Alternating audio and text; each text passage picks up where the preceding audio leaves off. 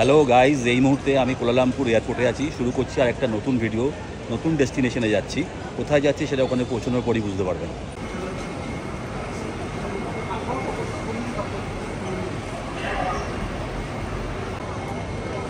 এটা এয়ারপোর্ট নাকি shopping mall বোঝা যাচ্ছে না।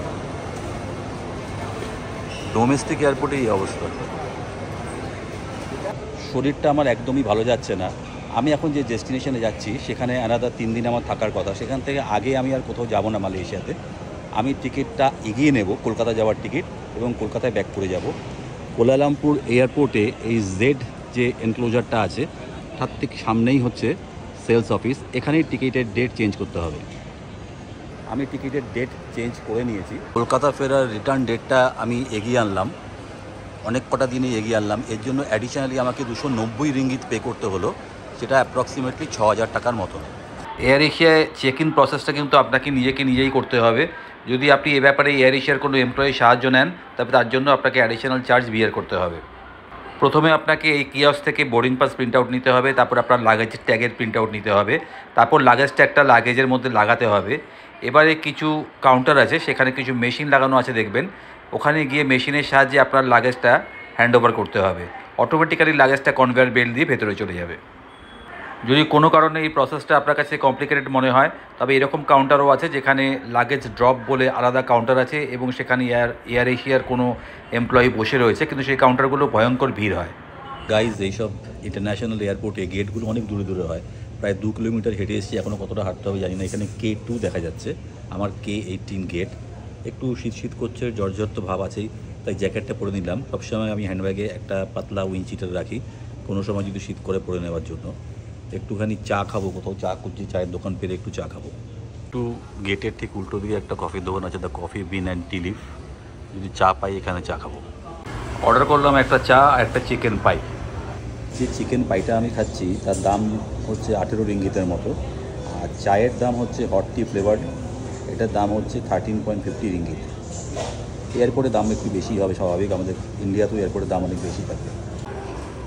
এটা হচ্ছে ব্ল্যাক টি, আর এটা চিকেন পাই। চিকেন পাইটার ভেতরে চিকেন ভালোই আছে। নামাজ পড়ার জন্য মেয়েদের এবং ছেলেদের আলাদা রুম। এটা হচ্ছে K18, এটা অলমোস্ট লাস্ট গেট। K18 পর K20 আর K22 দুটো গেট বাকি। অনেক লম্বা হাঁটতে হচ্ছে।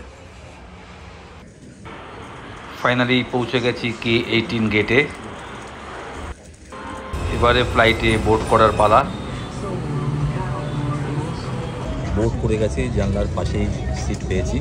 একটু ঠান্ডা লাগছে, প্লেনে বেশ ঠান্ডা আছে, জ্যাকেটটা আবার পরে নিলাম।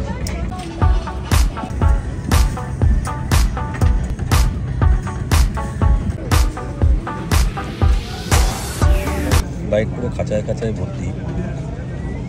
আমার মনে হয় ওভারবুকটা হয়তো হয়ে গেছে, সব সিট ভরে গেছে। এখনও 3-4 জনকে দেখছি দাঁড়িয়ে আছে। কারণ যে ডেস্টিনেশনে আমি যাচ্ছি সেটা আমার মনে হয় one of the best destination in south east Asia. Air এশিয়ার মোস্ট অফ দ্য এয়ারক্রাফট খুব কালারফুল হয়। দেখুন 3টে প্লেন দাঁড়িয়ে আছে, 3 রকম কালারের।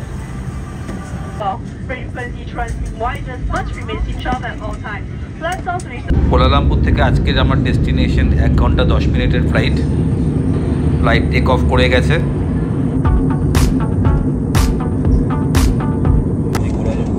খেয়ে নিয়েছিলাম, তাই খিদে যাচ্ছিল না, তাই আমার যে খাবারটা বুক করা ছিল সেটা আমি প্যাক করে নিলাম। আমার ডেস্টিনেশনে এখন আমি ল্যান্ড করছি। বাইরেটা দেখে বুঝতে পারছেন কি সুন্দর একটা জায়গাটার নাম আর একটু পরেই আমি রিভিল করব আপনাদের। এয়ারপোর্টটা এতটাই ছোট যে প্লেন থেকে নেমে আপনাকে টার্মিনালে হেঁটেই যেতে হবে, কোনো বাসের অ্যারেঞ্জমেন্ট নেই। পৌঁছে গেছি আমার ডেস্টিনেশনে। এখনও বলবো না কোথায় এসেছি, আর একটু পরেই জানতে পারবেন। কিছুক্ষণ আগেই এখানে বৃষ্টি হচ্ছিল, ভাবছিলাম যদি এখন বৃষ্টি হতো তবে প্লেন থেকে নেমে টার্মিনালে আস্তে আস্তে চুপচুপে ভিজে যেতাম। সবাই আস্তে আস্তে টার্মিনালের দিকে যাচ্ছে, সামনেই টার্মিনাল। আর সাসপেন্সে রাখবো না, জানিয়ে দিই কোথায় এলাম। এবারে আমার ডেস্টিনেশন হচ্ছে লাংকাউই।